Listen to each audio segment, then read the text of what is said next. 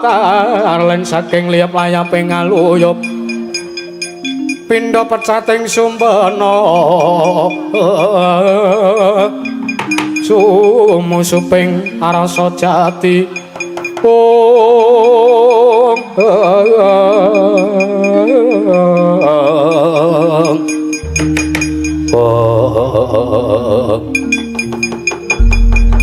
nalika semanten ingkang mandhap saking kedaton negari Ngamarta nenggih ora giling Pandhawa sang Raden Sadewa ingkang dawah kalenggak awit den banting dening Satranja Dipati ing Nunggul Pawenang nalika semanten katriwandan lampahipun sang Raden Sadewa den sekseni dening sangjaning para kawula negari ing Ngamarta.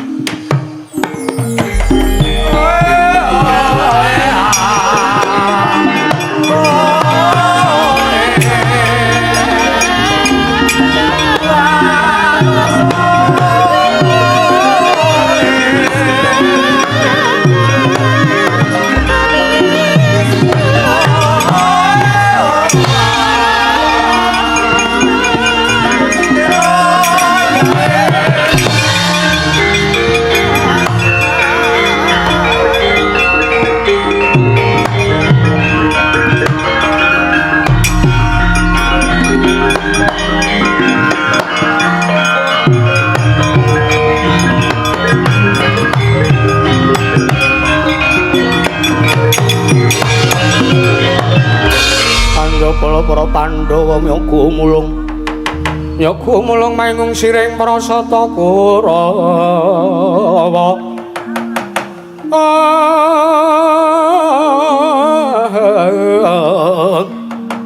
kamba ongges rokatite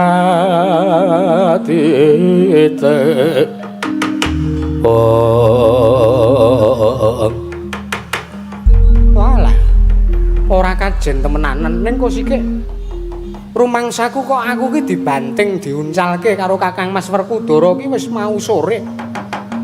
Lah kok saiki lagi tiba iki kepiye? Monggo wis keletan hiburan bareng. Walah ora pati nduga mono. Ya tak rasa pancen wis ora ana gunane nggonku ngelingke karo Kadang Pandhawa. Yen mestine yen to tanpa Kakang Mas Jodipati ingkang menggak marang kekarepanku nggonku nggondheli wujuding pustaka. Mesti wae ora bakal kaya ngene kedadiane jer nyatane kok Prabu Puntadewa kuwi ikhlas lila legawa lair lan batine. Kepara kala mangsane aturing ragil ya aturku sedewa iki kerepe kuwi diajeni, kerepe iki dipaelu nanging sak gendagan iki kok wah ya wis ora apa-apa. Tak akoni dina kuwi eneng 7, dina 7 kuwi ora kabeh dinane sedewa ya. Nanging uripa ya ora ana gunane. Rumangsaku aku nyawang glaring jagat seming rembulan iki ora ana kadang, ora ana sedulur, ora ana kanca, ora ana wong ingkang bisa sartane wong ingkang gelem nampa marang uripe sedewa ya. Ora dadi ngopo? Ora dadi ngopo? Tak mlaku mengidul ora adoh saka kene udakara 1000 langkah wis tekan segara aku tak nyemplung segara ben dipangan buron samudra ben mati sisan ora ana gunane sedewa urip ana ing alam donya tan samar pamoring sukma sinukma yaminah ing sepi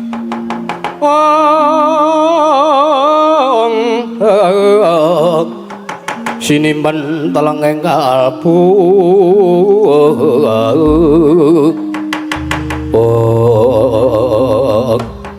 wis prasapa ora gelem pandhu Sakraden Sedewa nalika semanten nggih nyong sumpah prasetya arsa mati nglalu kapireng dening sangjaning para Jawata dayane sumundul ing awiyat temah dadosaken goro garaning kayewangan temah dadosaken gegering kayewangan Suhalaya. Kocap nalika semanten Sang Hyang Manik moyeng utusan dhateng Sang Hyang Kanika putra. Ya tumyup saking dirgantara karo kagiat Aragiling Pandhawa.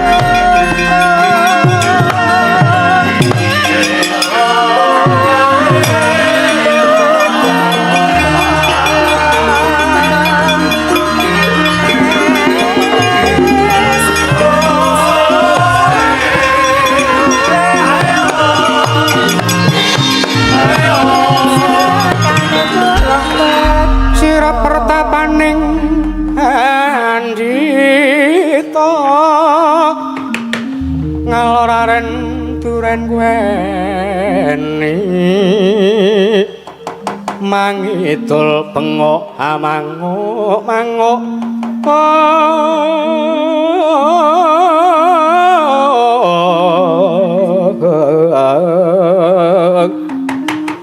kalih kadap kedap kedap siyung kelor hangeliling siyung kelor hangeliling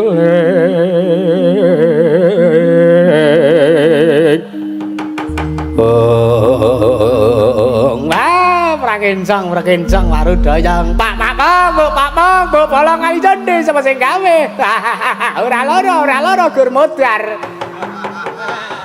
sedewa aja kaya ngono ya ngger aja duweni patrap ingkang kaya ngono mupes ya mupes ning aja kaya ngono iya nggih Sadewa wayah ulun Sedewa aragile Pandhawa ulun pirsa marang kang dadi legetaning ati kita ulun pirsa sepira jroning ati kita nggone ngrasake lara ati iya nanging ulun jaluk ya nggih jeneng wong nglalu mono dosa tumraping para dewa bener sepinten kalapatanipun ingkang wayahipun Sadewa Hyang Pikulu Narada kula nyadong lumebering samudra pangaksami ya dadi ngapa wah manjen yen to jeneng kita ki mboya kinayoman dening dewa tak kira jeneng kita ki wis dilebur dibanjet dening Hyang Pikulu Manik Maya dicemplungake ning kawah Candra Dimuka nanging kadang jeneng kita ki ora lara gur mudhar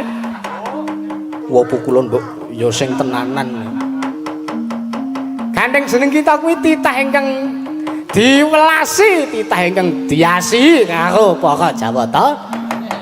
Mula kang sanga kuwi jeneng kita diperpeki dening panjenengan ulun lan Bathara Indra iki minangka utusaning Hyang Adi Pramesti Bathara Guru. Nyun mangapunten pukulun. Damel bot repoting manahipun paduka Hyang Pikulu Narada sartanipun Hyang Pikulu Indra.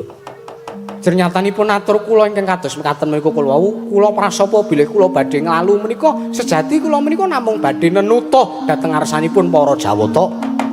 Kinten-kinten menawi wonten titahipun ingkang ngraosaken lelampahan ingkang kados mekaten menika kira-kira dewane do nyawang napa mboten telek lah. Dewa kapusan karo bocah bayi wingi sore. Edian ra lara gur modar. Wah, lah edan tenan iki. Ih, nyun pangapunten Bu kula. Ya, wis gak kono cengengesan kono lah. Wahyudi. Wahyudi niku sinten? Wah, iki bocah iki karapi Wahyudi saiki arek ora. Lajeng kersanipun Hyang Pikulu Narada kados pundi anggenipun mrepegi ingkang wayahipun Sedewa wonten ing Madyapada menika. Iki ngene ya, Nggih. Kados pundi? Kula diutus dening Wangadi Pramesti Bathara Guru supaya ngawat-awati marang lagu Jantara kita. Lire apa? Jeneng kita kuwi ora kena adoh-adoh saka para Pandhawa merga sepisan Janaka wis mendra saka negara Ngamarta pindhone jeneng kita ditundung karo Werkudara sing sak temene jeneng kita kuwi ora sak patute ditundung karo Werkudara merga jeneng kita kuwi jejeke marang bebener ning Werkudara kuwi blereng merga wis disagak bandha donya karo Baladewa wah mekasan dadi kaya ngono kedadeane Sedewa nggih lajeng kersanipun kados pundi iki ngene. Iki Wang Pikulun Bathara Indra iki ndak kanthi supaya ngawat-awati lagu Jantara kita. Jeneng kita ulun paringi Gendhaga. Sartane Bathara Indra iki uga bakal ulun dandani supaya tansah caket marang kanan kita. Mekaten. Ya. Gendhaga iki mengko bakal ana wujuding sandangan. Lah sandangan kuwi gunakno rasuken Nger Sedewa. Kagat risang kapirang urinangkul kinempet kempet dosang retnaning bawono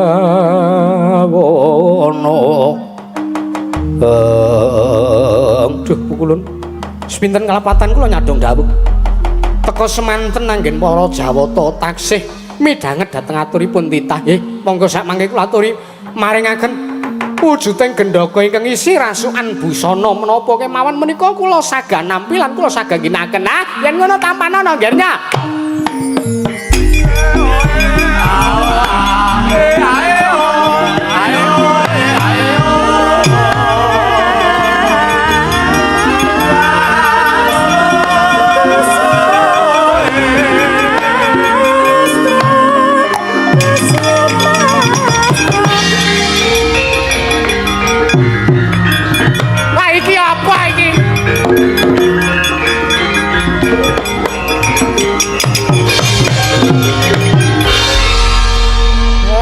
telung sasi mangkat pisane kok malah benem mareng bocah iki lah wis Mbak sawang apa isine Sedewa sampun kula waspaosaken menika sandangan Kanalendran kaya jedul wae ya yen ngono rasuken wis ngono wae ulun kondur makayangan kere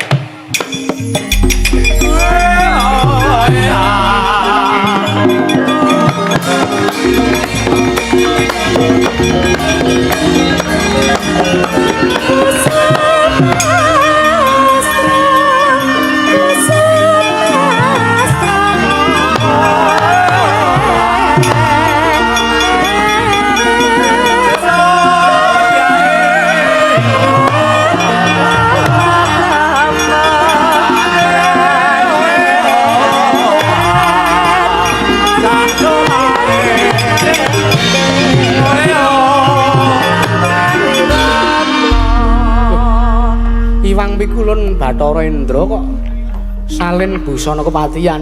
Nggih. Ha niku ngerti agem niku sandangane. Ampun basa kalih kula niki andane sampean kok. Nggih Pikulun. Mun tanggap kalih napa ingkang dipun dawuhaken Iwang Pikulun Rada to. Pun. Ampun basa sampean. Oh iya patih ya. Ha ngerti agem. Iki tanggung. Nggih. Mangagem niku mangagem mang tindak mriki. Oh iya. Ora sah ngiringan. Oh iya. Wahyudi men leren. Tak ageme sike ya Patih. Ha monggo dirasuk mawon busanane ora. Umbyang samudra tumekeng wentis.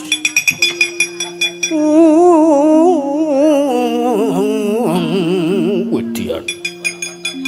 Alon gulung-gulungan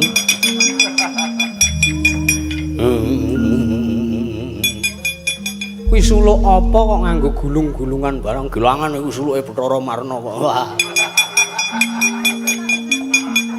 wah lah Iwang Pikulun Bathara Indra kok iso nglucu saged gumantung dapure praupane niki emane kok awake ireng kula arang adus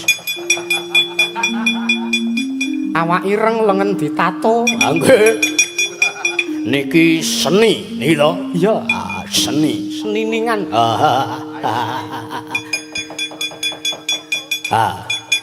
Sampun pirsa kersanipun Wang Pikula Narada. Iya. Patih, Wonten dawuh. kowe nggunakno jeneng Patih Yayah Konari. Oh, Patih Yayah Konari. Iya. Lajeng paduka badhe jejuluk sinten Kanjeng Sinuwun? Aku tak jejuluk Prabu Pandhawasmara. Edian. Janover power tenan iki engko. Halo Babu, halo Babu. Latihan joget-joget ora latihan joget kok rumangsaku ora bakal semu. Semuntak. Monggo sinuwun Prabu Pandhawasmara kersanipun kados pundi? Patih, Wonten dawuh. aku iki wis mataun-taun dadi Nalindra, ceritane. Oh nggih. Sandiwarane ngono. Nggih, kersanipun. Awis mataun-taun dadi Nalindra, mongko aku iki isih enom. Negaraku ketaman pagebluk bisane Waluya Nirmala Temajati Jati Temah Mulya. Yen to aku mboyong sarta mengku garwa marang putri saka negara Ngamarta. Putri negari Ngamarta. Yo, Sinten sesilipun? ya kuwi ingkang sesilih Dewi Kunthi Talibrata. Lho. Niku mbok sampean dhewe niku. Napa kelakon mengkenten lelakon Mom and Son? Lambemu mbok sing apik. Patih, Wonten dawuh. ayo nerabasing negara Ngamarta yen to ana apa-apane kowe ingkang ndak dawuhi pasang pager betis. Ngestaken dawuh. Monggo diamuk nika Pandhawa klewa-klewa kalih sampeyan Sinuwun Prabu Pandhawasmara. Sampeyan niku mboten luput kok Werkudara waton mawon nunduk karo sampeyan. Jajane sampeyan niku gondheli pustaka niku pun bener.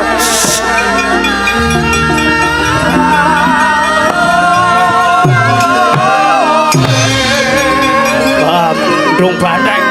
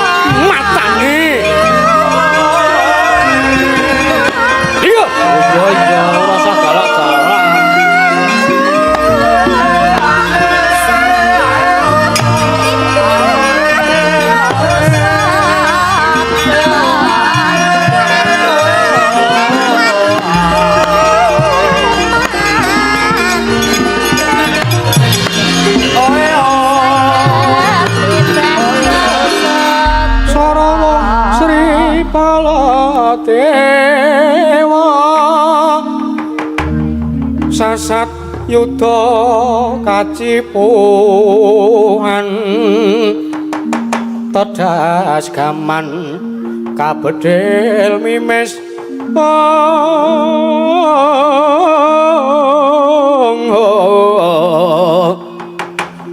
ngejur karnanira mangsa kya mlajar amutra-mutra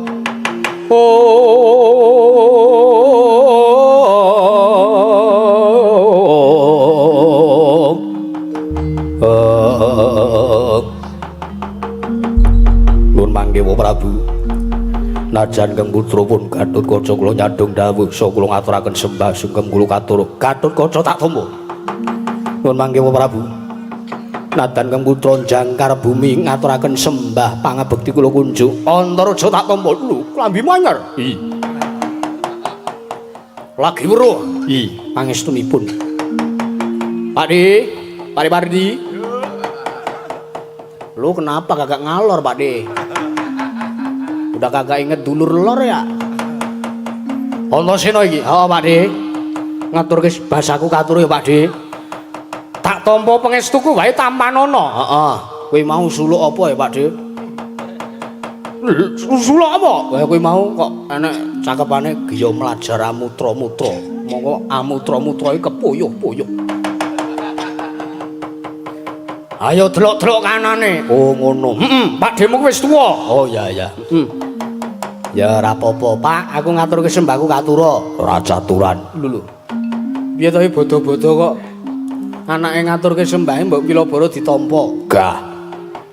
Aku lagi mangkel. Gatotkaca wonten timbalan. Antarja iki wonten dawuh. Antasena. Piye, Pakde?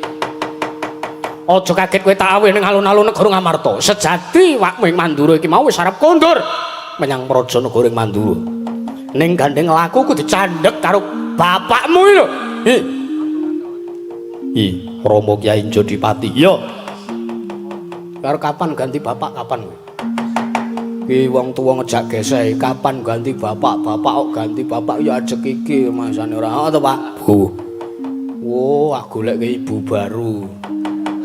Seneng ora golek ibu baru? Seneng. Anggepe kok ora. Nanging ora dadi ngopo? Merga pancen ana wigatine. Lan yen to pancen wakmu ing Mandura iki mau kelakon bali menyang Praja Negara Mandura ora urung aku mingkir antus. Merga Yayi Dewi Rawati wis bali nyang Mandaraka. Waduh, pegatan po, Dik? Iya. Sakake, Dik.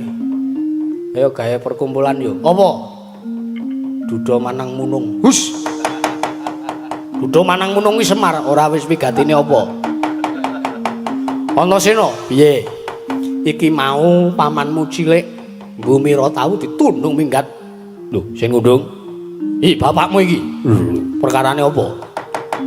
Perkarane ya kuwi merga emakmu cilik Sedewa nggondheli nggonku arep mboyong wujuding pustaka Jamus Hyang Jimat Kalimasada. Merga negaraku iki ketaman pagebluk nanging Sedewa malah muni-muni ngarani yen to wakmu ing Mandura iki dudu wakmu ing Mandura ingkang sejati, teges aku iki Baladewa panjalmaning mungsuh ning rakyat sejati kanane ora kaya ngono. Lho ngono ya.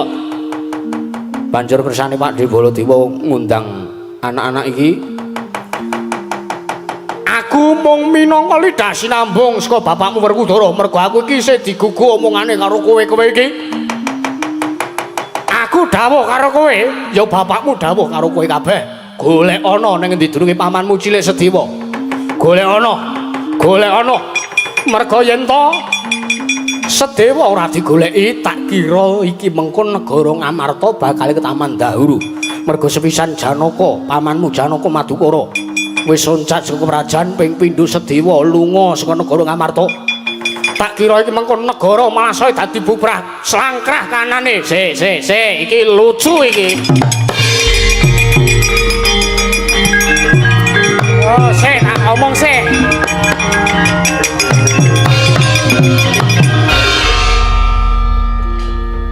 Sapa pelakune? Pelaku apa? Sing nundung mak cilik Sedewa sapa? Pak. Oh, Betul, sampean nundung Majelis Dewa. Oh. Mbok omong to, Pak? Gah. Ngopo? Ora tekan nyuwara cendhek kok. Lagi dina pertama kok ora. Ngopo salahe sik iki tak rembug sih. Gandeng aku isane rembugan karo Pak Dinarwan. Narwan. Baladewa.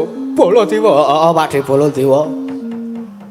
Kok yo Narwan to Dimas. Aku mbiyen di kanca ning Klaten. Jenenge Narwan, praupane persis Pak De Baladewa. Oh Narwan to jenenge. Iki tak kira iki ora nalar. Ora nalar sebabe. Dasare apa? Mak cilik Sedewa ditundung. Ngondeli pustaka arep tak boyong. Lah, wis kelakon ditundung to? Iya. Kena ngopo kok iki nglumpukke anak-anak kon goleki meneh. Lah sing nundung ki sapa?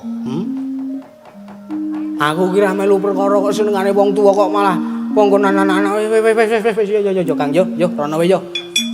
Awake dhewe neruske le bakso kae mau. Iya. Iki wong tuwa-tuwa ora nalar iki. Lho. Antasena piye? Nanging iki kewajiban. Mergo kowe didhawuhi dening pepunden. Lah pepunden kuwi ora selawase bener ya ditamongi. Sing gawe keluputan ki Mak Cilik Sedewa ya bener mbok menawa luput tumrap sampeyan mergo Mak Cilik Sedewa nggondeli le arep mboyong pustaka. Iya. Ning ngene iki ora ketemu nalar sing nundung Werkudara kok sing kon goleki Antasena Gatotkaca karo Antareja. Piye Werkudara? Celuk. Tir. Wah. Iku karo bapakne ku ya wani tenan. Diundang celuk kok genting ngundang Tir. Kowe anakku podo. Anakmu lah piye? Kowe nek tak kongkon kudune mangkat. Sik, Pak. Nek sampean ngongkon ki, sampean dawuh ki bab perkara bebener aku Kakang Gatotkaca karo Kakang Antareja mesti wae mangkat. Ning iki ora ketemu nalar. Mongko apa-apa ki arep nyambut gawe kudu dipetung kanthi nalar sing genep. Lah iki dipetung nganggo nalar wis ra iso kok. Dipetung nganggo nalar wis ra iso. Coba to gagasen sing nundung Mak Cilik Mbumira Tawu ki sampean. Ning wis kelakon ditundung malah kon goleki meneh. Wis sing goleki kudu sampean dhewe malah kongkonan karo anak-anak. Andanono iki. Ayo rasa ngongkon sing tuwa. Nek ora mandi upase karo anak-anak wis ora usah kongkon. Ngono to Kakang Gatotkaca. Iya Dimas. Kakang Antareja piye? Matuk ora karo aku? Matuk karo kowe Dimas. Ayo wis ayo ngangkring. Nggebel ora. Ayo udutku nganti wah dawa tegesane pisan. Kados pundi mriko? Piye Werkudara? Nek ora pengen diaku anak karo Werkudara ana migato. Aku tak minggat wae lah. Ora dadi anak Werkudara ya iso urip. Lho iki mapiyana kewajiban kok malah do minggat dhewe-dhewe iki. Keparat nuwun sewu, sinuwun aku ingkang sowan sinuwun.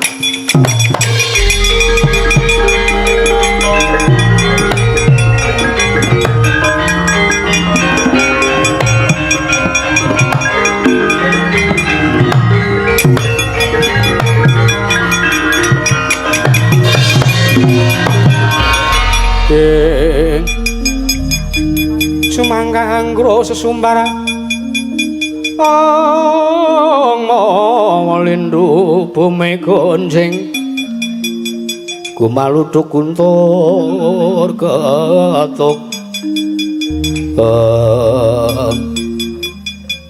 ngopo Antasena iki enek wong teko kok mambuk mandeng tanpa kedhet urung bayar gorengan iki diakoke aku sing kon bayar setan ora iki ta. Ayo takoni sik iki Dayo. Ya. Enteni kene Adik. Aku ndek urusan karo kowe perkara gorengan. Mengko sikik Raden, mengko tak bayare. Heeh. Sajak kowe nek ngenyang ketegelen soan. Orang kok sikik iki sapa? Ana Nalindra Bagus mbranyak pasemone. Sinuwun. Sampeyan kuwi Nalindra saka ngendi? Sapa jejulukmu sinuwun? Ora mengko sikik sinuwun, aku ora pangling karo sampeyan. Merga sampeyan kuwi Nalindra ingkang wis kondhang kaloka.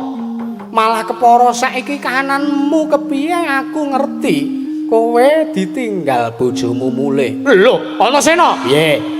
Iki kowe nemu saka ngendi arep pintere banget kaya ngene iki. Ayo wis aku mbok kok kowe pinter banget ngenyang kok ya kowe. Gorengan 2000 entuk 3 kok sida dinyang 1000 entuk 2. Sajake makelar iki utange akeh iki ketoke iki. 10 yuta ketoke urung balik kowe. Bola-bali utang sing dirembuk. Ditepungke karo aku, Prabu Baladewa. Ya, aku iki Nalendra Kleyang Kabur Kanginan Kendhang Kebaraten. Ya sayekti aku ki duwe papan dunung, aku duwe kraton, aku duwe negara. Nanging aku ora bisa njabarake, aku ora bisa ngendikake ana kene. Merga sangka gedhening wibawaku dedhok. Jan sengguh tenan ana ratu gumun aku iki. Ayo piye terusno omonganmu. Lah praptaku mrene kuwi aku duwe wigati. Sisandene cangkemku disoting. Aku duwe wigati karo para Pandhawa. lho.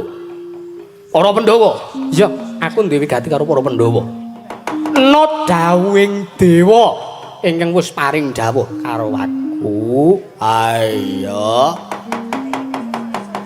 Aku iki Nalendra durung mengku garwa Prameswari, mongko saiki negaraku taman pagebluk. Lah. Dawuhing dewa aku bisa uwal saka pagebluk utamane negaraku bisa uwal saka dahuru. Kalamun to aku mengku garwa sarta mboyong putri saka negara Ngamarta ingkang sesilih ya kuwi Dewi Kunthi Talibrata.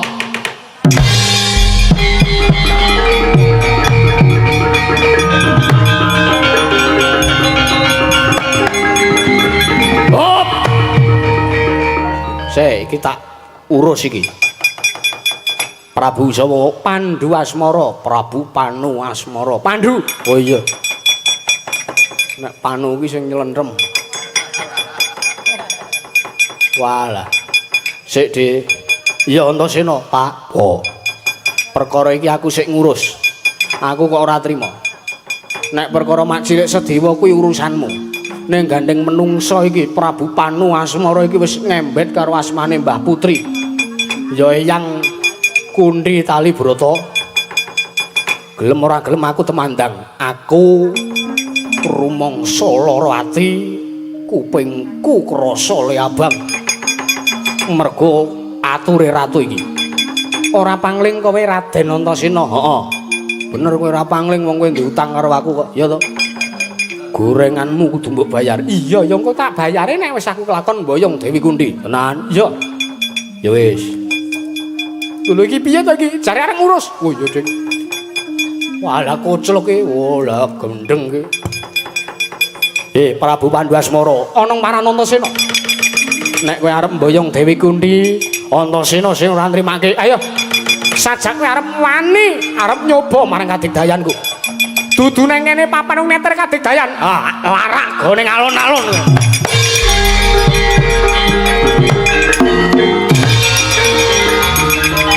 Ah, edan. Disusong Werkudara.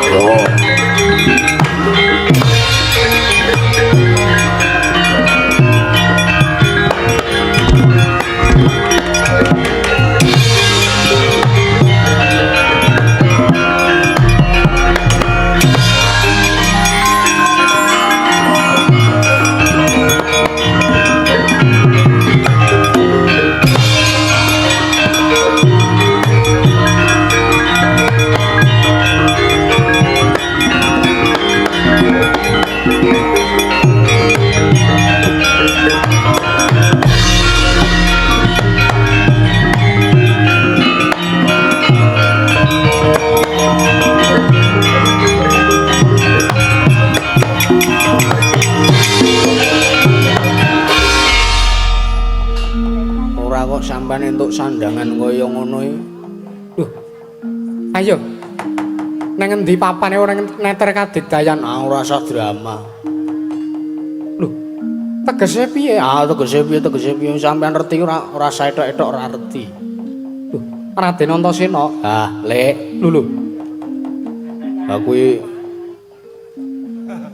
Dian Endra Nugroho ya ning kono. Wah, iblis ngerti karo ulun, ngerti wae, Mbah. Ambuk sampean iki rangkep 1000 sandangane nganti mumbrus. Antasena tetep ngerti. Aku iki cah lantip. Wis turu. Ya Antasena ya, heeh. Sik ora kok iki du nganggo sandangan ratu karo patih ki arep ngopo? Antasena, kowe ngerti karo aku? Ngerti wae. Ha kuwi lho, kuwi. Andeng-andeng ning ngarep kuping kuwi aku sing ora iso pangling nek sampeyan kuwi Mak cilik Sediwa. Banjur karepmu? Ora le. Ya. Sampeyan ditundung minggat karo bapak ki perkarane apa? Dadi ngene. Iye. Aku ki ming perkara nggondheli pustaka Jamus Nyang Jimat Klimasada, mergo aku ngerti yen to kae iki dudu Baladewa ingkang sejati. Lho lah iya aku ya wis ngerti. Iya. Nalya aku dirawuhi dening Wang Pikulun Bathara Narada lan Wang Pikulun Bathara Indra iki ngawat-awati aku. Oh, Ora iki jane rak ya wis ngerti. Wis aku wis ngerti. Lah banjur karepmu? Ngene wae. Piye? Gawe sandiwara piye, Le? Sandiwara piye? Ketoprak ndasmu.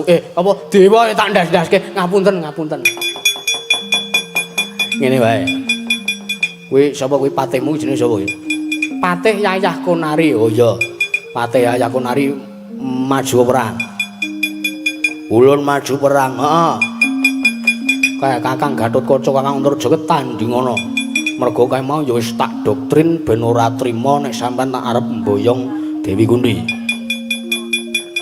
Iya, ora nek kok sampean dadi duwe selera sing aneh iki karepe piye? Wedokan liyane wae enek kok. Aku mangkel, dasare aku mangkel. Karo bapakmu. Ayo mbales ya mbales ning ngono iki keterlaluan kok ora. Jeneng mbokne dhewe kok arep dimplok. Antasena iki ming samudana. Iya aku ngerti nah. Lah terus karepmu? Aku tak rono. Iya. Aku tak reka-reka kalah. Mergo wis gelut karo sampean. Lho. Lah ning raimu isih utuh. Tenang ae engko tak jebles-jeblesne, Bu. Ya wis ora apa-apa. Aku tak gawe sandiwara. Pak Waedan, Pak C, Kakang Gatotkaca, Kakang Antareja, iki digdaya tenan iki mungsuhe.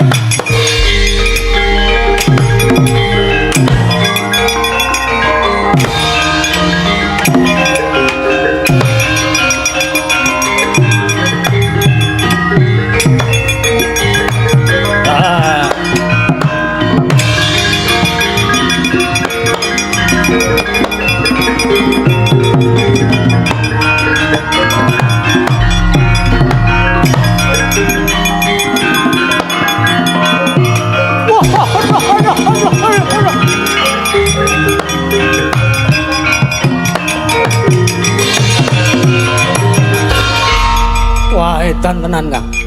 Edan tenan.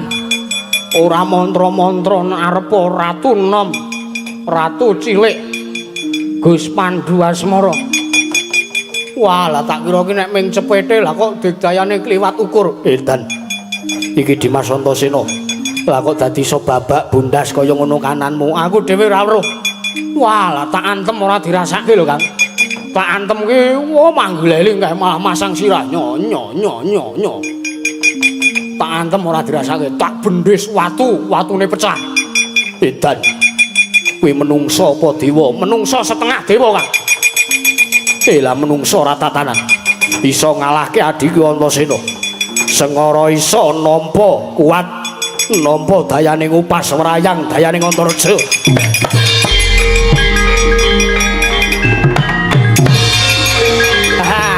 Udiar kowe. Yo.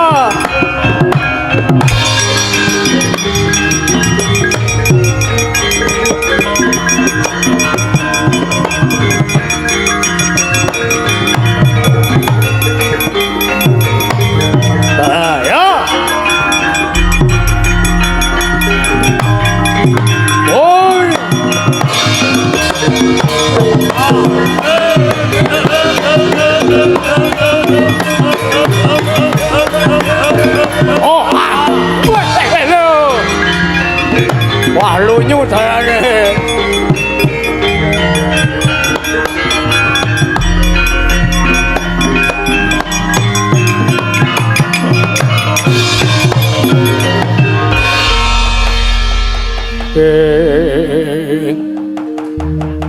Ingkang naga ngepate pati gengira rikalane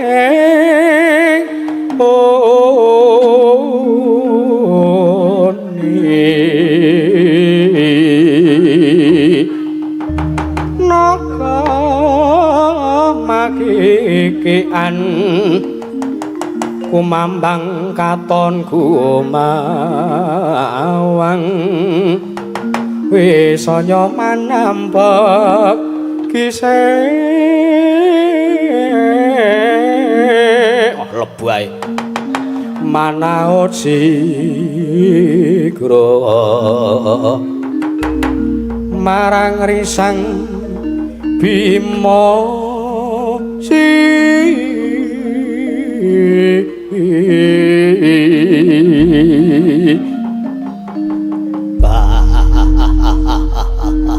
surprise motherfucker. Orang kusik jare Prabu Pandhuasmara lah kok iki dadi sing maju ana wong mrenges ireng awake. Sapa kowe? Takon karo aku. Iya.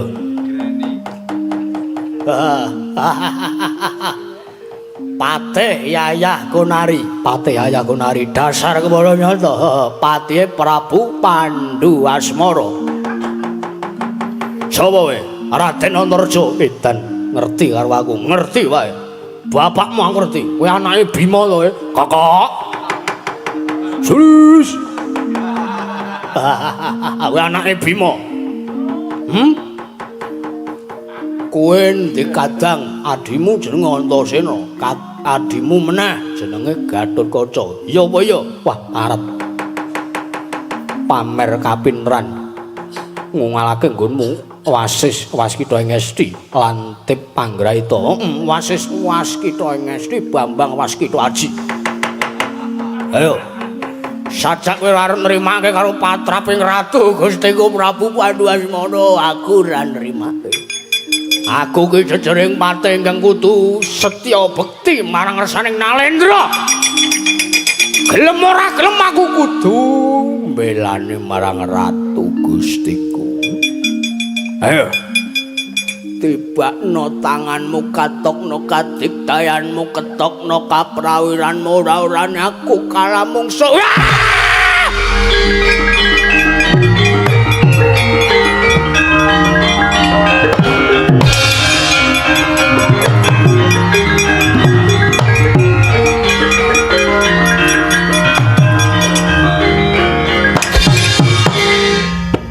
Yeah.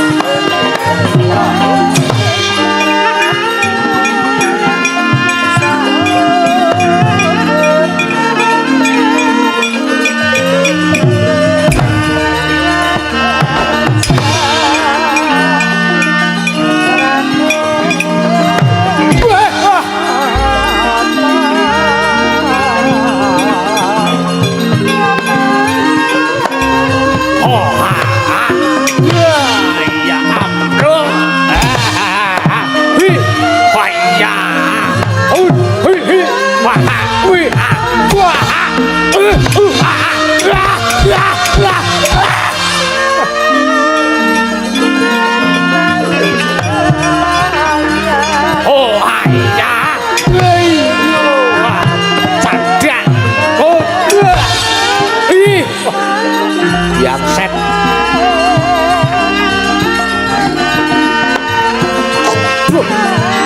Jul.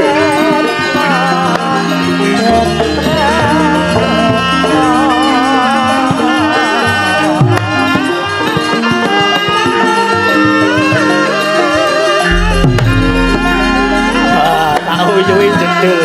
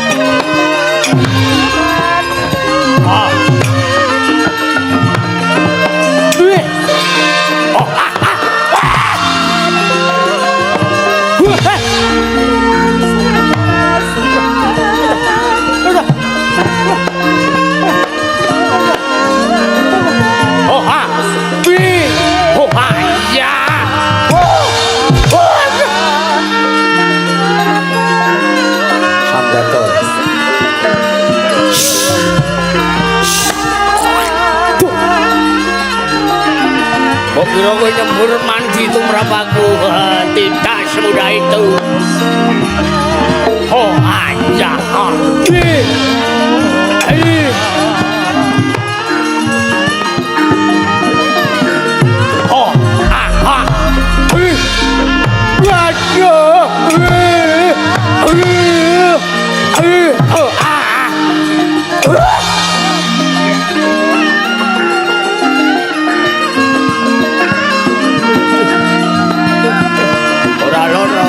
Aku rapopo aku mengencing.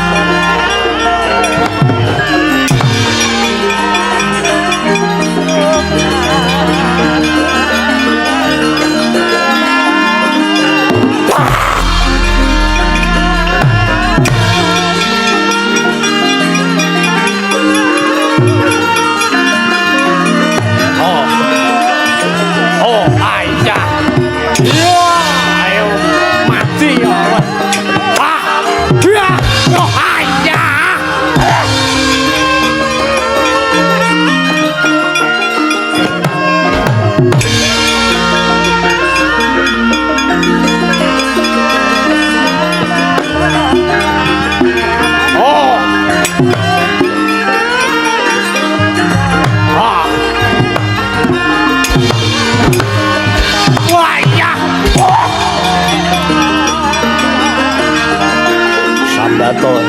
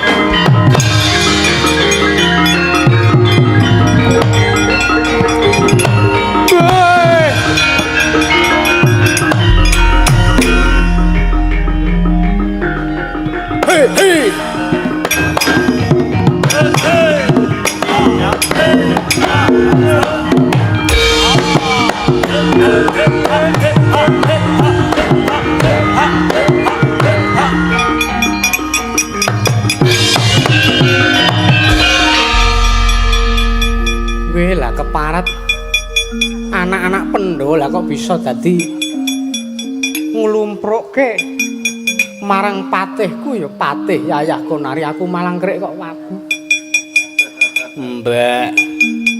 Mbak Pak Kades. Mbak Pak Kades. Nyong njaluk sawiran Pak Kades. Pak Kades suhu. Aduh, mbek Pak Kades. Kowe iki dewa lho. Woi. Ora apa-apa mengacting. Oh, giliran sampean saiki. Iya. Patih ayahku nari Wonten dawuh sinuwun. penakke lungguhmu. Aku tak maju musuh anak-anak Pandhawa. Monggo menawi badhe ngrasake waidan kula arepa dewa menika ya diantem lara tenan. Jengkelit rono jengkelit rene. Buaya njarem-njarem kabeh. Ngombe wedang putih sik. Nyantai ae perang karo ngombe karo bakso ngono ra. Penakke lungguhmu. Ya, tak tengeblek mawon. Nuwun penake. Halo Bapak, halo Bapak, halo Bapak, halo Pak. Wahyudi. Wahyudi senengane ora. Antasena, Anong paran. kowe sak kadang-kadangmu iso ngundurke nayakaku wis jamak lumrahing titah. Ning tak pesthekke yen aku ingkang maju ning pabaratan tak kira kowe ora bakal bisa ngalahke kadigdayanku. Maju aja mung cangkem tok.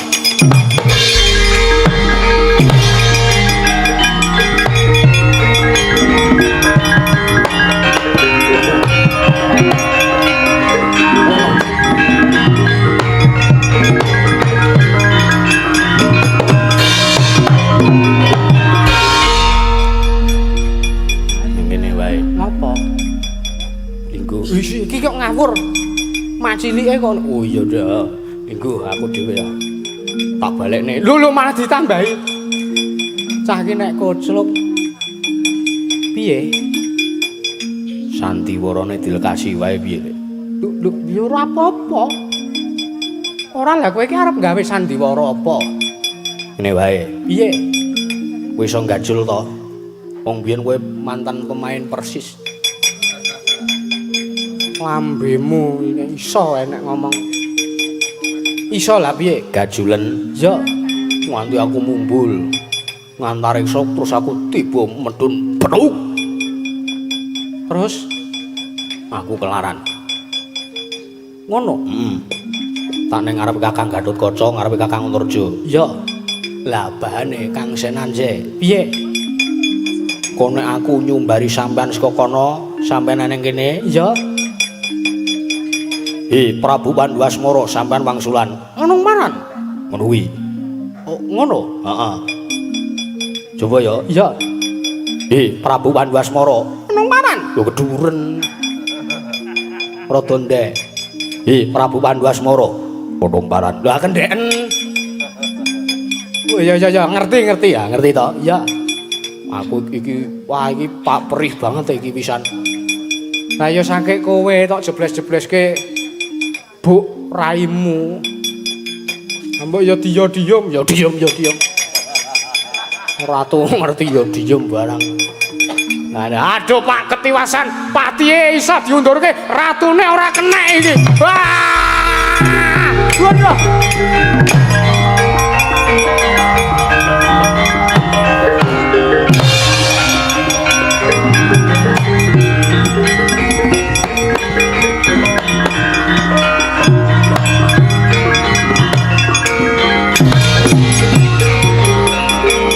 Aduh. Piye iki, Kang?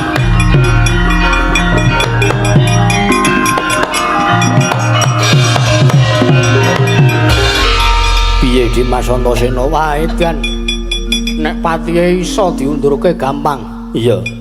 Ning ratune Prabu Pandhuwasmara kae angel penggawene. Apa iya? Heeh. Walah. Wah, aku ket mau mung dijebles-jebleske, Bu. Tak antem ora dirasake. Malah iki aduh piye iki kanggo kek dilone gagar otak. Nek ngiraku kowe iki wis ora iso gagar otak. Lah piye? Wis ora ndek utek. Hus. Dagelane Sergi Mbah Rabiya kuwi ora. Tak sumbarane meneh, Kang. Coba. Kowe iki watahing satriya. Aku karo si Adi kuwi dikudang karo Bapa Werkudara. Iya. Anak Werkudara nek urung tekaning pati ora kena mundur. Oke, iya. Prabu Pandhasmara, ana maran. aku ora bakal mundur. Arep wis tatu arang keranjang kaya ngene ragaku. Ning yen to durung ngoncat nyawaku ora pati-pati mundur nggonku mboyong marang sira diajeng wong ayu. Wah iki kleru iki. Ha piye? Iki ora Bandung Bondowasa ya. Oh iya, Dik. Prabu Pandhasmara, Ana maran. ora pati-pati mundur yen to urung dadi kuwanda. Ayo. Prabu Pandhasmara, Ana maran. wah lha iki piye?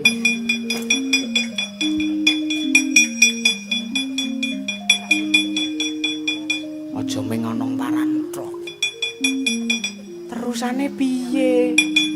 Wong aku ora mbok omongi. Ah iya ya wah jan wis wong ki nek kelalen. Kowe tak sumbari Prabu Pandhasmara, ana maran. Aku ora mundur yen to nyawaku urung ngoncat. Ngono? Heeh. Terus kowe omong meneh. Kowe arep wani karo aku tak sepatani lempoh, terus aku ambruk reka-reka lempoh. Ngono? Heeh, baleni ya. Iya. Toprak kudu dadi. Iya. Cah kok aneh-aneh wae penjalukane ora. Prabu Pandhasmara, Ana maran. aku ora bakal mundur yen to urung tekaning pati. Wah, lah Antasena arep nekat wani karo aku. Kowe arep nekat wani karo aku tak sepatani lempoh. Aduh, Kang ketiwasan iki, Kang. Wah, Kang aku ora iso mlaku, Kang.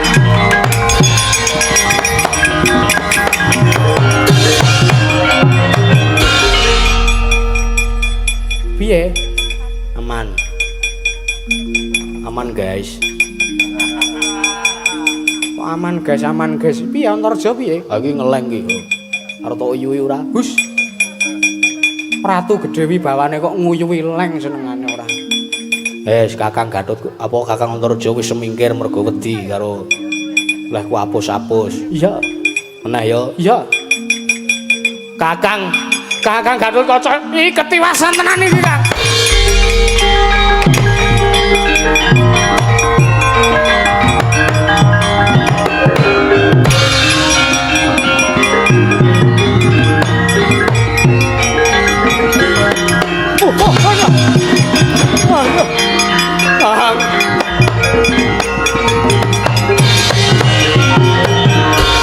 Edan, Kang. Tulung ana aku, Kang. Dimas Antasena meneng apa? Wah. Prabu Pandhasmara digdaya kliwat ukur. Edan lah kok dadi iso nyembur kaya ula teluluk. Ula teluluk ora iso nyembur. Apa ngidoni? Banjur piye? Aku njaluk tulung, Kang. Aku nek ana daya. Sungutmu, banyu sungutmu Wis ora iso metu. mbok pijetke. Hus.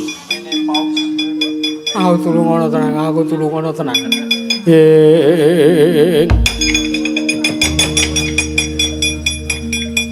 Kata tian Gatut Kaca.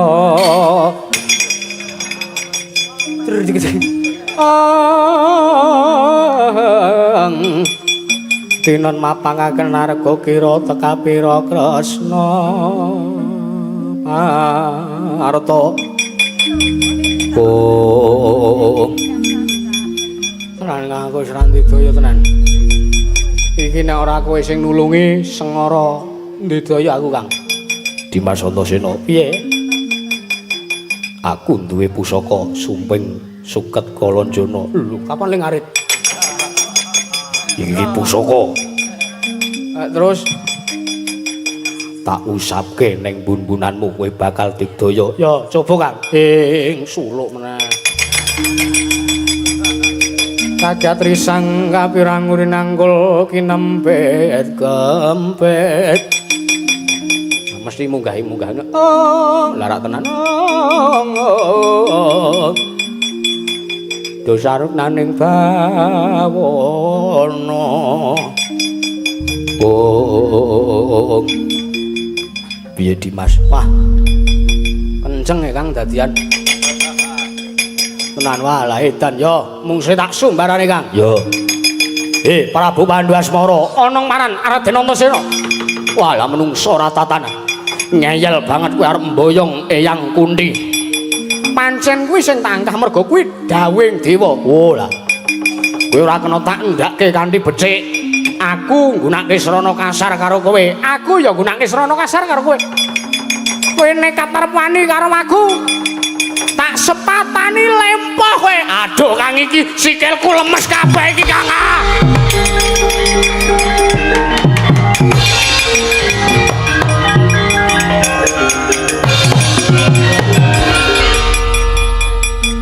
Piye? Aman guys. Walah Pak Aman, Pak Aman.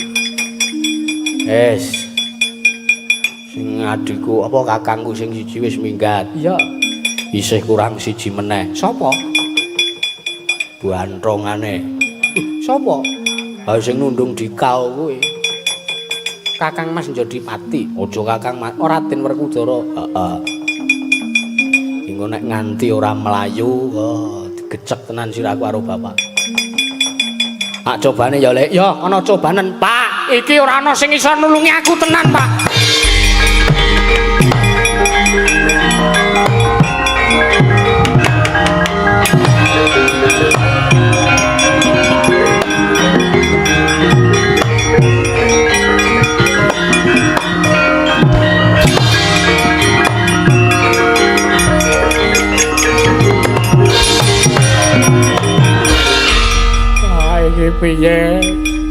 Iki piye, Pak? Piye apane? Prabu Pandhu Asmara digdaya kliwat ukur. Walah tak banyu sungut ora teles. Tak sembur ora mlonyoh. Tak dudut tak jambles bumi ora mendlep. Kurang jero lehmu menet. Hus sampean ki ora. Wah, wis suwe ora ngamblesi. Ya iya.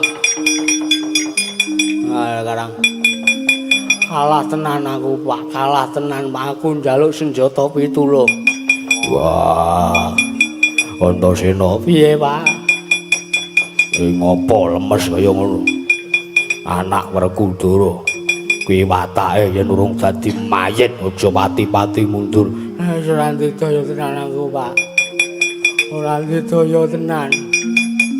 Ora didaya tenan aku Pak. Wah, tak sili pusakaku Le. Apa? Gada rujak polo. Aduh abot e. Apa sapa kon usung-usung sound system. Gada rujak polo. Ayo kalau sangka gedene kaya sound system. Ya wis ora apa-apa mbok menawa kuwi srana. Ning endi, Pak? Kae jipuken ning sor pelem. Wah. Ngrekasake anak senane ora. Wong urung dicepake barang.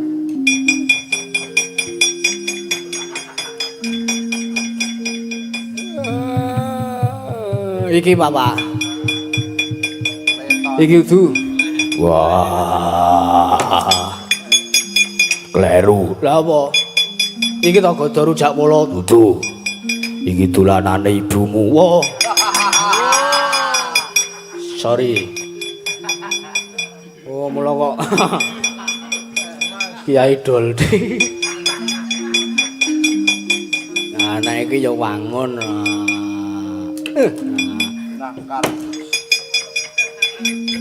Pekok.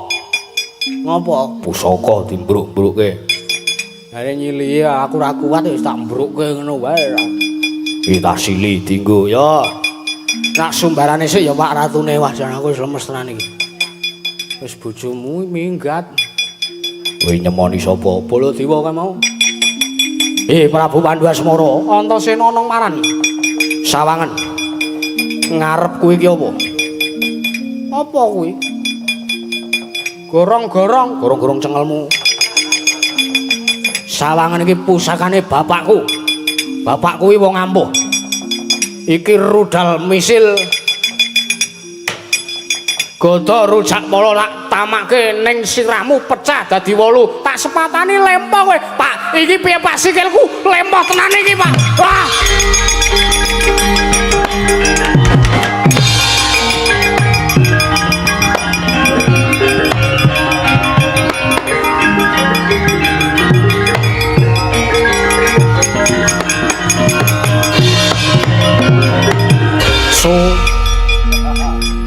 Ngono kuwi. Iya. Dene kowe ya iso tak jak apus-apusan iso wae. Anggepmu ra. Wis. Iki bantongane wis kalah. Iya, terus karepmu Patihmu mau ndi? Patihmu kon rene. Patih Yayah Konari.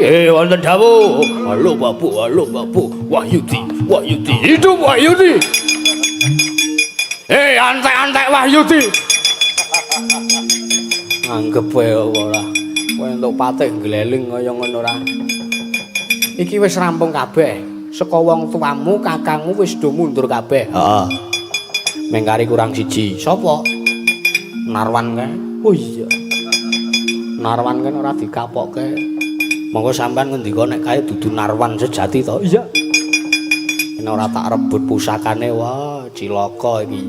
Terus karepmu Ndan ana kono wae le.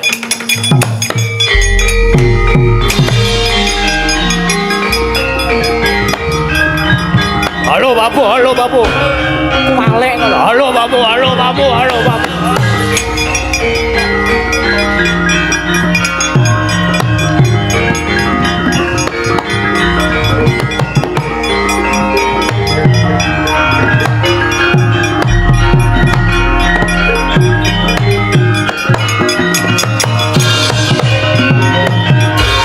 Sri Baladewa Narpati Dwinaris swara Kresna kang langkung tresnanira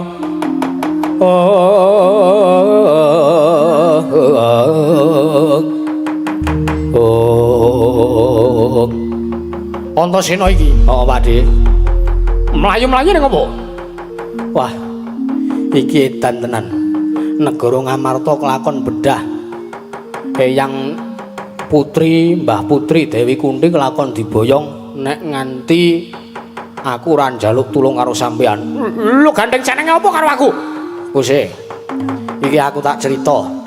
Bapakku Werkudara wis kelayu merga saka digdayane Prabu Pandhuasmara. Kakangku Gatotkaca, kakangku Antarja wis kalah merga saka dayane Prabu Pandhuasmara. Lho apa iya? Heeh. Saiki aku tak jaluk bantu gawemu, Dik. Aku pokon ngopo? Nenggala, Dik. Nenggala gretelen mestakane Prabu Pandhuasmara. Aduh, Antasena. Piye? Cilaka piye? Nenggala keri. Aduh. Lho kok sik mongko nenggala ki manjinge ning jero epek-epek. Iya. Ning yen towakmu mandra ki arep siram, kuwi kudu diracut. Oh, Lah ning ngendi? Ning ngarep kamar mandi. Walah. Alugara Ya keri. yen arep mlebu pakiwan utawa jeding kuwi gak oleh digawa. Mergo kuwi pusaka adiwatan, ndak malati. Aduh, piye? Lah sampean nggo pusaka apa? Balistik apa rudal apa doldi? Aku ora nggawa pusaka apa-apa kejaba mung pustaka Jamus Myang Jimat Lima Sada. Lah kuwi wae. Sampean mapan ning negara Ngamarta, musuh reretu kae teko ning negara Ngamarta. Tak kira kuwi bakal dadi pengapesane mungsuh kae. Ya nyo cekelan. Kok tak balekke, Dik. Ya. Tak silih sik ya, Dik. Ya, Antasena.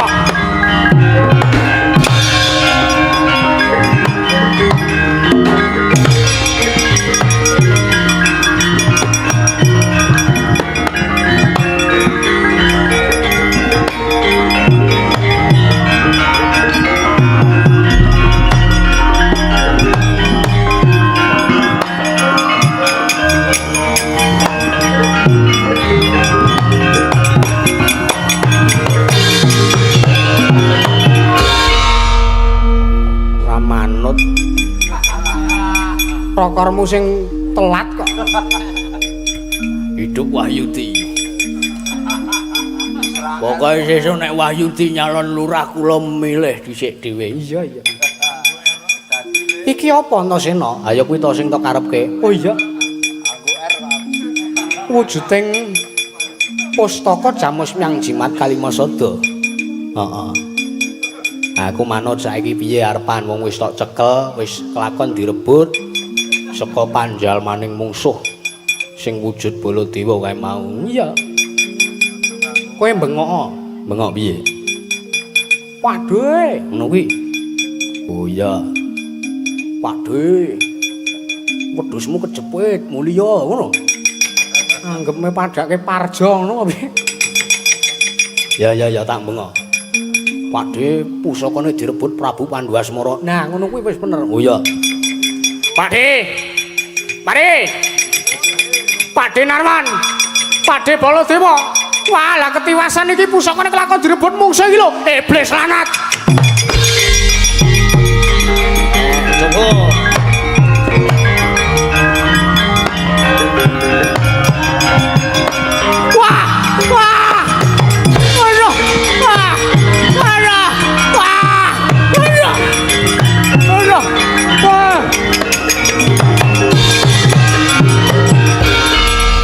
Sang raganing Sang Baladewa Pindawarni nalika semanten denung uli mawi wujuding pustaka jamus nyang jimat Kalimasada nalika semanten kaelohaning jagat Badar sami sakala nenggih bangsaning prajineman utusan saking Setran Ganda lumayat nenggih Sang Dedyakala Jaramaya. Aduh.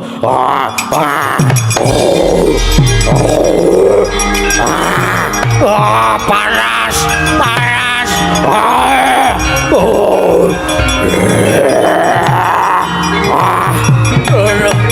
Raden. Sinuwun.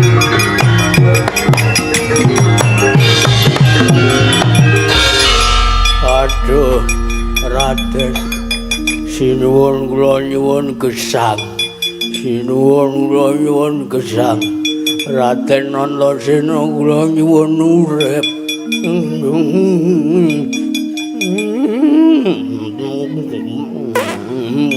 Ora. Ngono kuwi jenenge senjata makan tuan. Inggih Raden Antasena nyuwun pangapunten. Sinuwun Prabu Pandhuwasmara nyuwun pangapunten. Ngandel ora Antasena? Heeh. Aku wis omong karo bapakmu, aku wis omong. Nek janjane iki kudu Baladewa temenanan, iki lho panjalmaning berdua. Sinuwun nyuwun gesang. Sinuwun. Wis ora usah kan bergajul. Antasena. Piye, Pak? Kok piye, Pak? Piye sinuwun? Pak kira omongan ro bapak. Werkudara kon rene. Wer.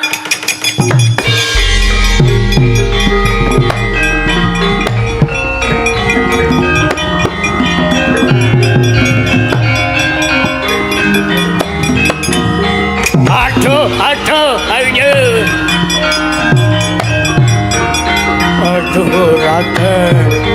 Nyuwun gesang Raden.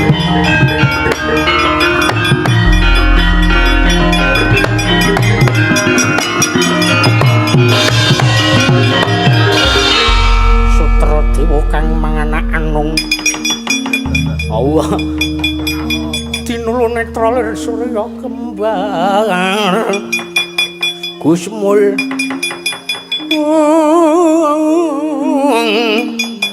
Tutuk nyaleng ing kuthaka.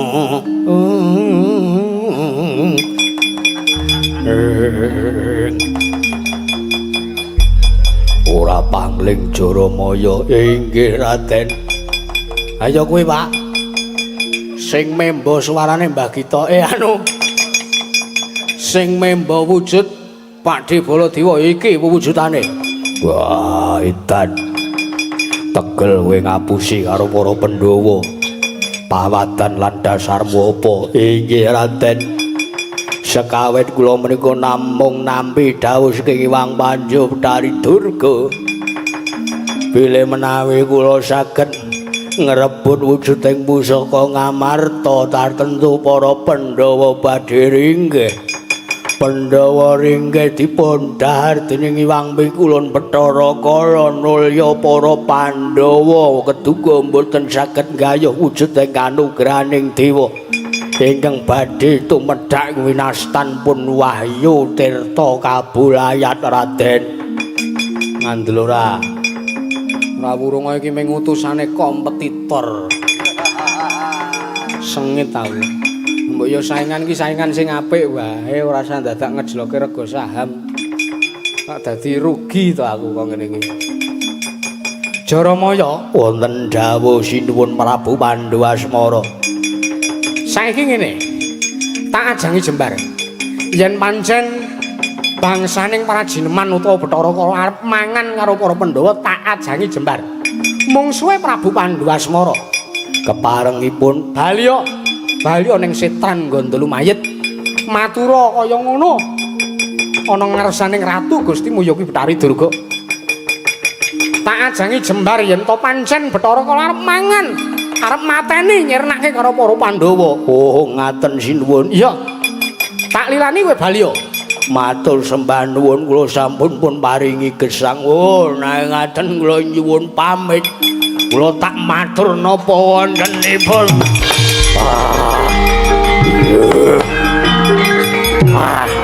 Oh. Wah.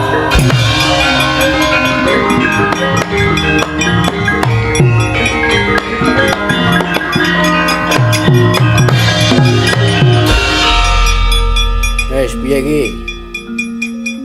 Iki rak mung padha wong legan golek momongan to. Mau direbut Jaramaya utawa Baladewa Pindawerna. Ha iki saiki kok mah pusakane direbut Prabu Pandhu Asmara kuwi piye, Pak? Wah. Prabu Pandhu Asmara. Raden Werkudara nang paran. Tak jaluk pusaka Ngamarta tak balekake. Balekno kuwi tareping para Pandhawa. Saiki ngene. Digawe sisan supayane adil. Yo. Pusaka iki nggonku arep mbalekke ana ngersaning para Pandhawa besok utawa mengko yen aku wis kelakon dhaup kelawan putri Ngamarta ya kuwi Dewi Kunthi. Harus itu tenan. Iya.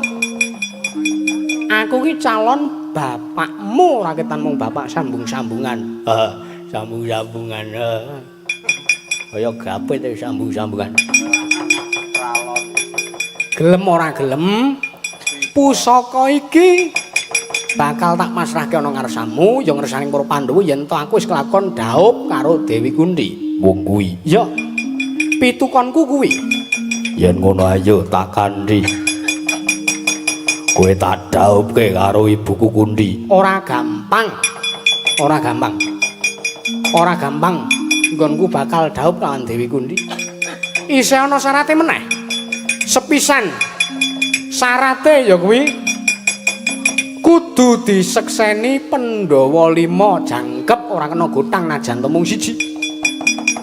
Mongko aku krungu kabare tak sawang uga kandhi Permana Jati sepisan panengah Pandhawa Raden Janaka ping pindhone ragil Pandhawa Raden Sedewa nedeng Mendra oncat saka negara Ngamarta. Tak jaluk kowe kudu bisa nemokke Janaka karo Sedewa supaya bisa nyekseni dhaupku karo Dewi Kunthi. Pusaka iki lagi tak balekake. Sago apa ora? Piye, Pak?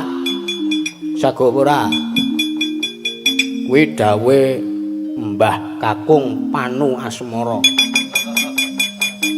Wah, piye Antasena? Ayo gelem ora gelem kudu sago. Piye iki ngembet karaharjaning kawula sak praja negara Ngamarta. Apa kowe gelem negara Ngamarta diabul-abul karo kakek kuwi? Aku ora sudi. Ayo wis kok ora apa-apa kono digoleki. Sampeyan ki wani ngobong kudu wani mateni. Wani gawe geni kudu wani nyiram. Ning aja nganggo bensin. Ndak saya mubal ngobong rai teng perkitik. Terus sambune engko sangit. Wah, yo. Pandhu Asmara aku tak golek adhiku Sedewa. Kok sik. Kowe muni piye mau?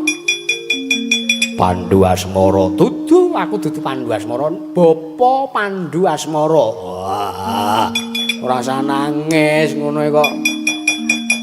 Yo. Alegane kowe. Bapa Pandhu Asmara aku njaluk pamit goleki Sedewa karo goleki Janaka. Ya, sing ati-ati aja kaya bocah cilik, Ngger. Anakku panenggak Pandhawa.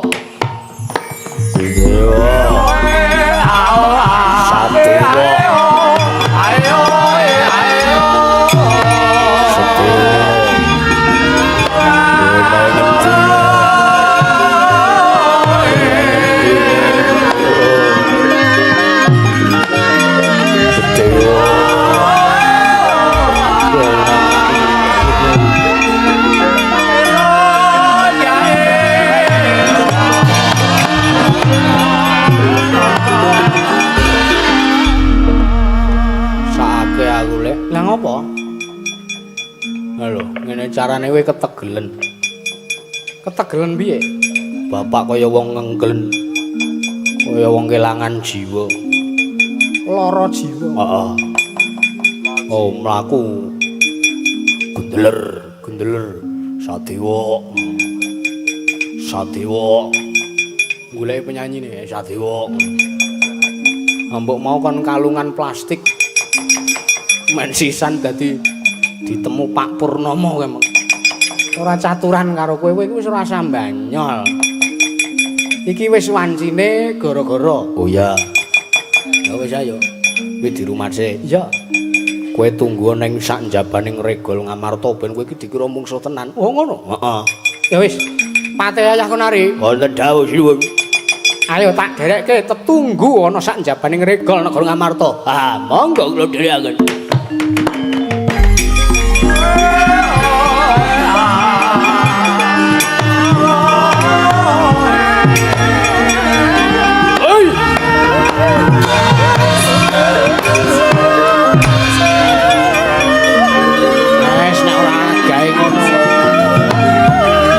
Ben Rosek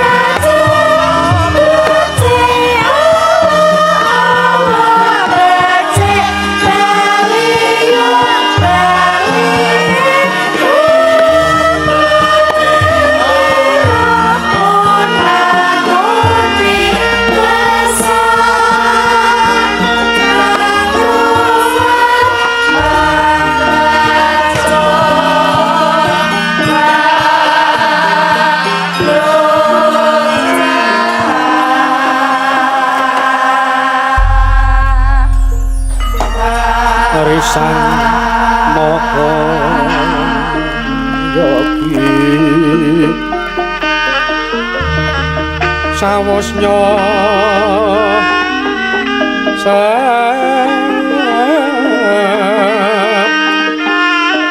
hati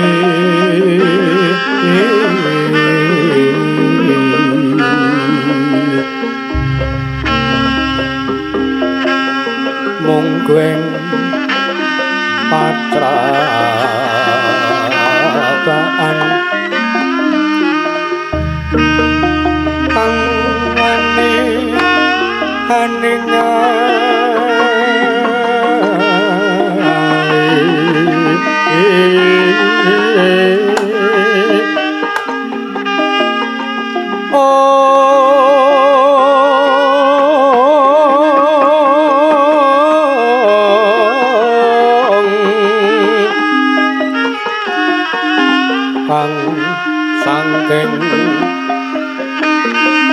panggane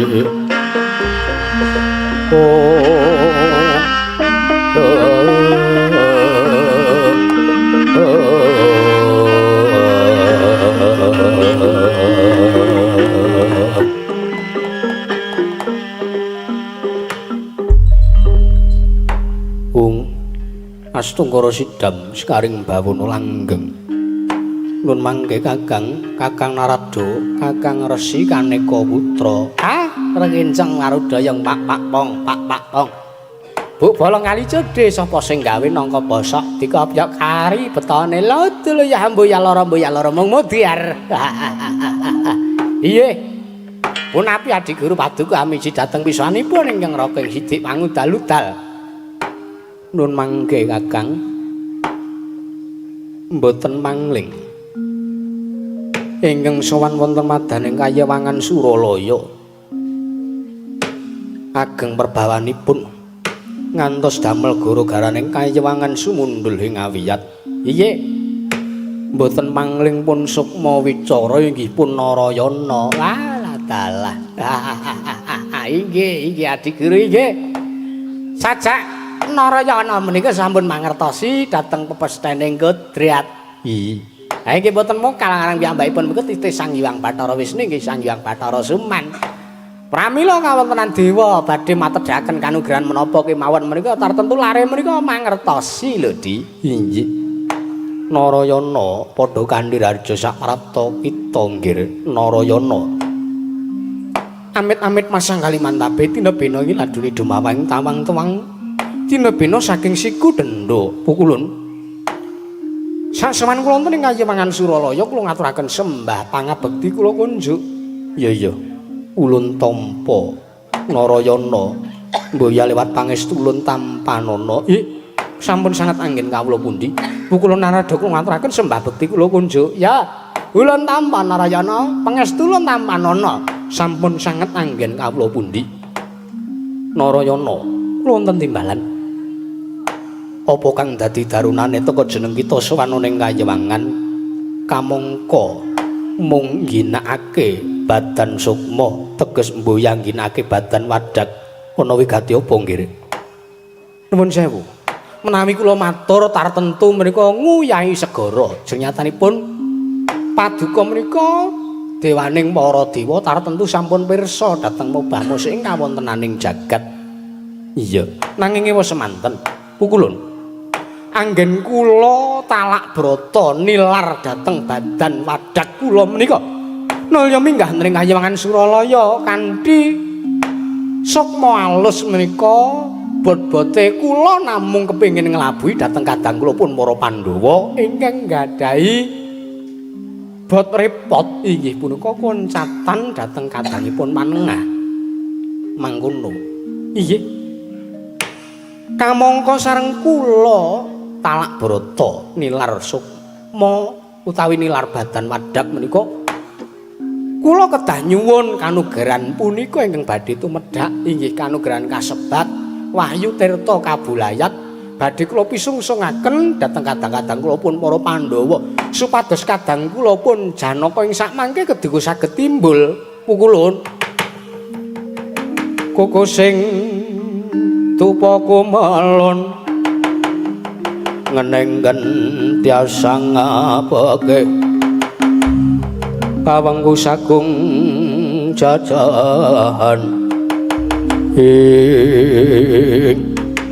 Bung Astungkara sidam sekaring bawana mboya pati ndugamana Narayana wonten timbalan teka semono gedhene lelabuhan kita ya yen mangkono pancen kanugrahan iki wis pinesti bakal dadi dareping para Pandhawa Marata Dyaki Tampanana Gendhaga ingkang isi Wahyu Tirta Kabulayat kula ngaturaken panuwun ingkang tanpa pepindhan pukulun Yana dewa ya nuntuna wong akang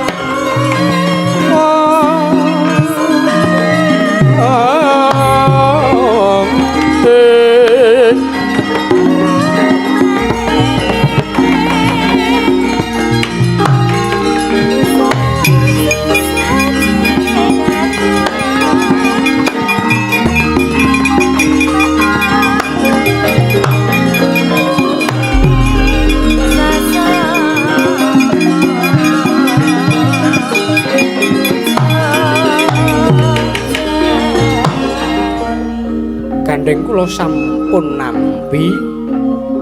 Daya-daya kula nyuwun pamit prapting Madyapada. Iya. Sing ati-ati aja kaya bocah cilik nggih Narayana.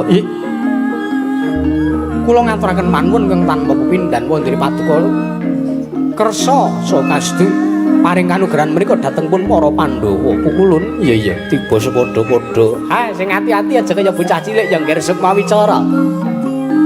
Pangestulun jampangi sak laku jantra kita. Wang pukulun kaneka putra nyuwun agunging sesamudra pangaksami lan nyuwun donga pangestunipun dhateng Iwang Pikulun Manikmaya. Sing ati-ati aja kaya bocah cilik Narayana. Ulun pangestoni sak laku jantra kita nggih.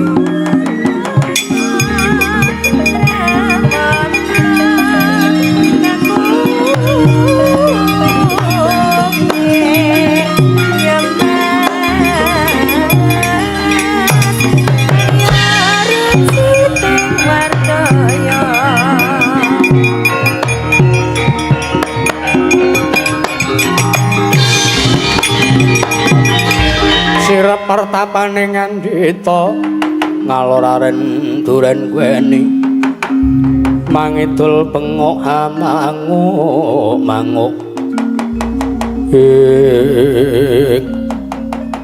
Kakang Narada kula wonten timbalan Adi Guru kula kok kumesar dhateng kawontenanipun Sukma Wicara paringipun ambek kula aturi anututi lakunipun Narayana menika Kakang Narada. Ha nggih sami kaliyan menapa ingkang kula raosaken Adi Guru.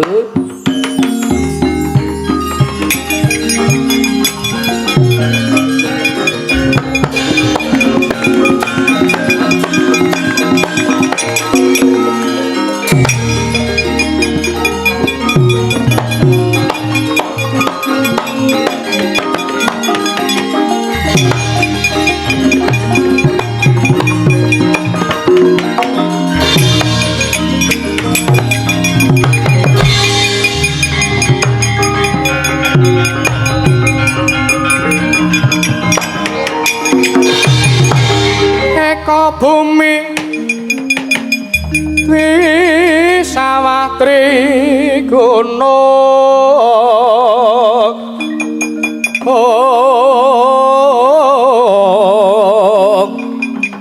catur samudra panca daru satbangonan